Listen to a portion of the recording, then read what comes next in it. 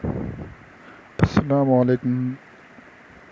سعودی عرب میں ایک لڑکی کی شادی تھی۔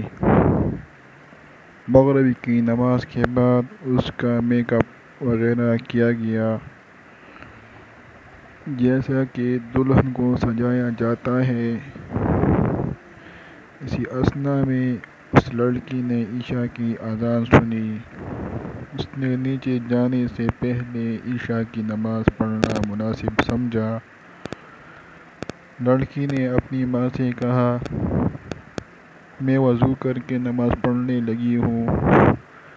تو لڑکی کی ماں حیرت سے اسے دیکھتے ہوئے بولی، کیا تم پاگل ہو؟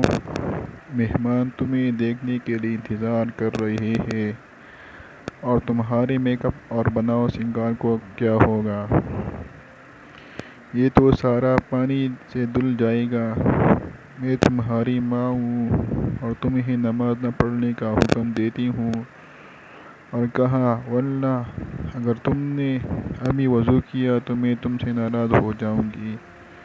بیٹی نے کہا، اللہ کی قسم میں یہاں سے تب تک نہ جاؤں گی جب تک نماز خوش کرنے کے لیے اپنے اللہ کی نافرمانی نہیں کر سکتی۔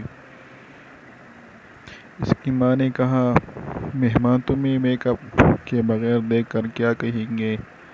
وہ تمہارا مذاق اڑائیں گے اور تم کسی کو بھی اچھی نہیں لگو گی۔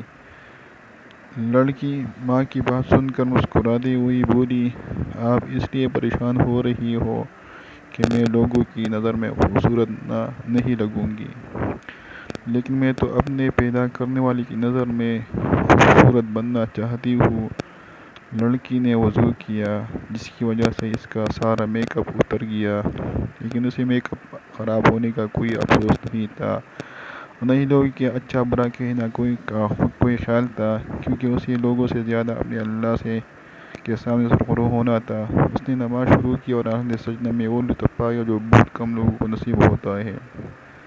تو یہ اس کی زندگی کا آخری سجدہ تھا، اور یہ لڑکی حالت سجدے میں اپنے خالق حقیقی سے جا ملی۔ کیا خوبصورت اور اختتام تھا، وہ اللہ کو قریب کرنا چاہتی تھی۔